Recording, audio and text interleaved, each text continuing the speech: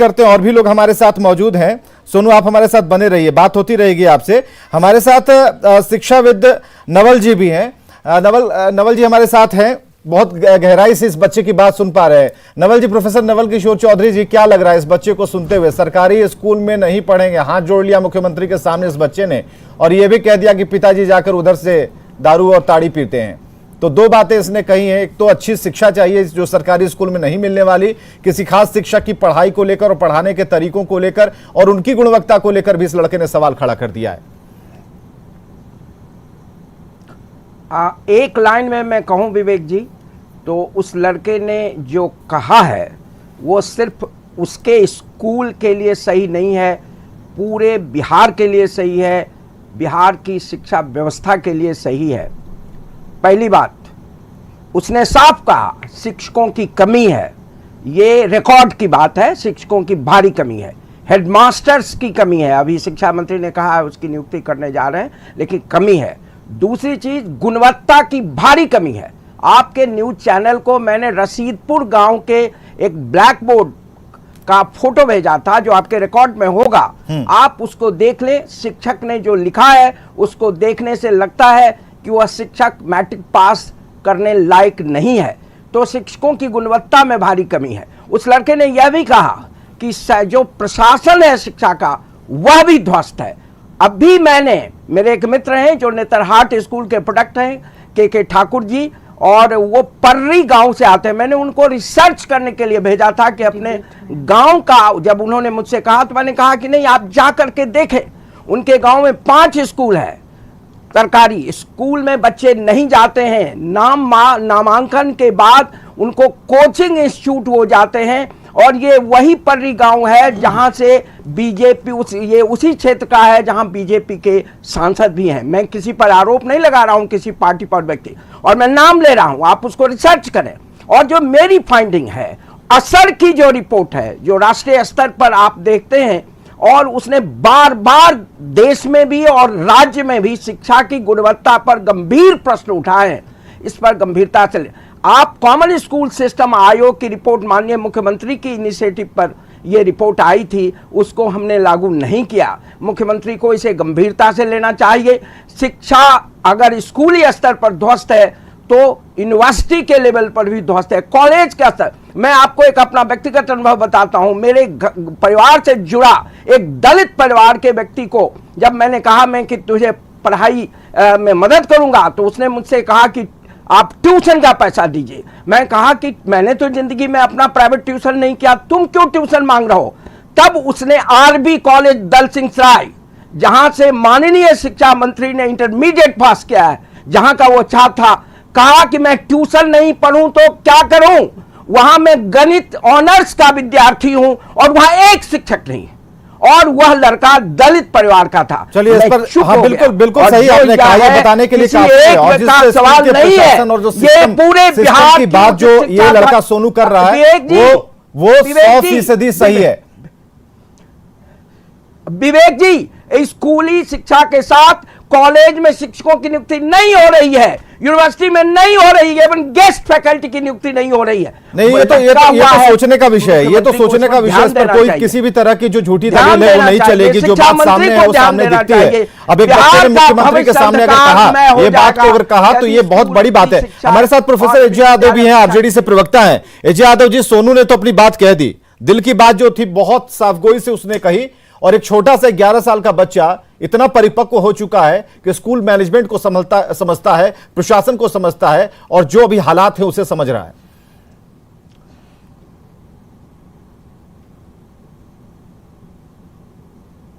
अजय यादव जी,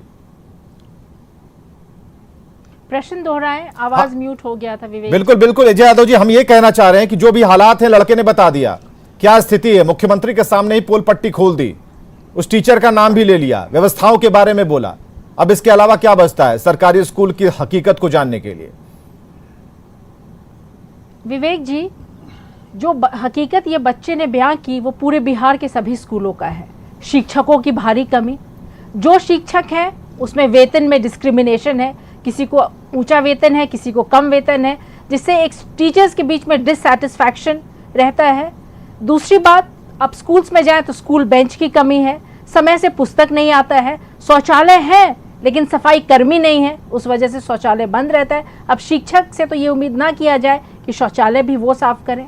दूसरी बात एक और है कि शिक्षक को कई चीज़ों में इन्वॉल्व कर दिया जाता है, जनगणना, पोलियो ड्रॉप्स, BLO वगैरह वगैरह में, और सरकार की ही मंशा है कि शिक्षक काफ़ी चीज़ में इन्वॉल्व हो जाए ताकि पढ़ा नहीं पाए।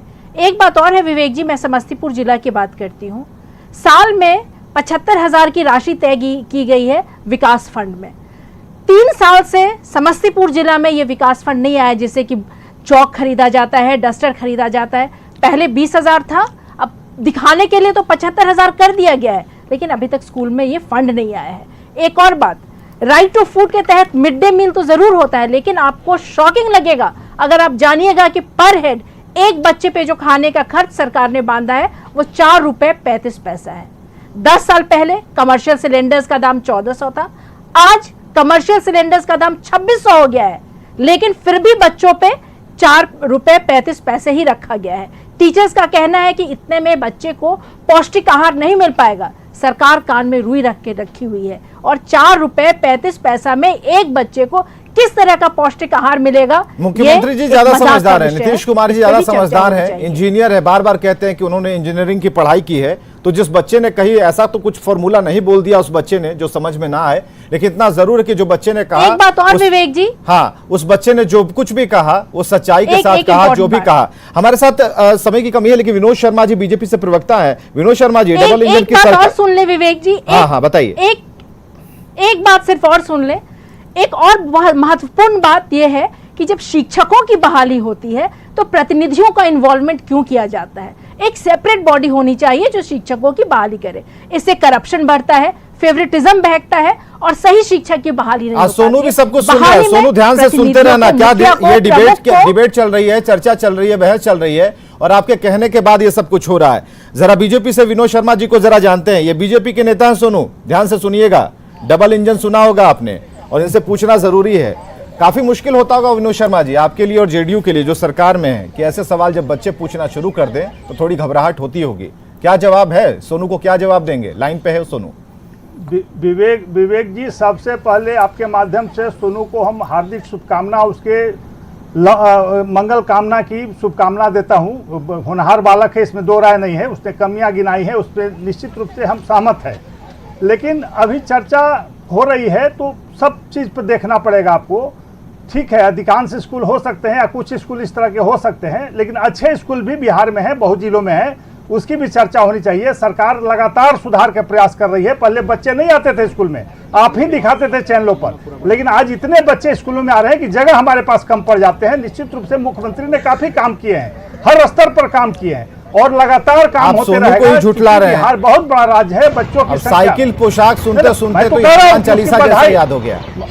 ना मैं बधाई दिया उसको शुभकामना दे रहा हूं। उसने जो हिम्मत का काम किया है, हमारी आगे सरकार की खोली है। सारे बच्चे हिम्मत करेंगे। अब सोनू जैसे कई बच्चे हैं जो हिम्मत करने के लिए तैयार हैं। चिंतन करेंगे, मुख्यमंत्री चिंतन करेंगे, शिक्षा मंत्री को बुलाकर बात करेंगे, जो कमियां हैं तत्काल दूर करने का पूरा प्रयास होगा। चलिए ठीक है, अभिषेक कुछ कहना चाह रहे हैं, माननीय मुख्यमंत्री। हाँ, अभिषेक साहब कुछ कहना चाह रहे हैं, एक मिनट रुक जाइए। चलिए विनोद शर्मा जी, फिर से मैं एक पॉइंट में जी एक पॉइंट विवेक, उस वक्त मेरी बात थोड़ी अधूरी रह गई थी। एक पॉइंट मैं आप सभी के सामने लाना चाहता हूं। प्रोफेसर साहब भी जिक्र कर रहे थे असर की रिपोर्ट का, एक बस छोटा सा उसका आंकड़ा मैं आपके सामने रखना चाहता हूं। असर की जो रिपोर्ट है 2018, 2020 और 2021 की, उसके हिसाब से लड़के और लड़कियों का जो औसत है बिहार में, 6 वर्ष से लेकर 14 वर्ष आयु तक के जो बच्चे बच्चियां स्कूल जाते हैं उनके विषय में ध्यान से सुनिएगा। राष्ट्रीय औसत से बिहार अभी आगे है कि बिहार में 2018 में अभिषेक जी बिहार आगे है, सोनू पीछे रह गया ना। स्कूल जाते थे, सोनू पीछे रह गया। अपना सोनू जो है ना, तो बड़ा ही भोला भाला लड़का है, वो पीछे रह गया। हमारी चिंता उससे है। अब चावल के एक दाने को निकाल कर हम पूरे कुकर में क्या है चावल का हाल पता लगा लेते हैं। हम तो सोनू को देखना चाहते हैं भाई। अब सोनू को पढ़ा पाइएगा तो समझेंगे कि बिहार पढ़ रहा है, क्योंकि मुख्यमंत्री तक इसने अपनी बात पहुंचा दी। बहुत बहुत शुक्रिया आप सभी का आने के लिए, अपनी बात रखने के लिए। सरकारी स्कूल पढ़ने लायक नहीं है, और सोनू यही सवाल लेकर अभी भी बैठा है। मुख्यमंत्री जी ने आश्वासन दिया है, देखते हैं कब तक फलीभूत होता है। खबरें लगातार जारी हैं।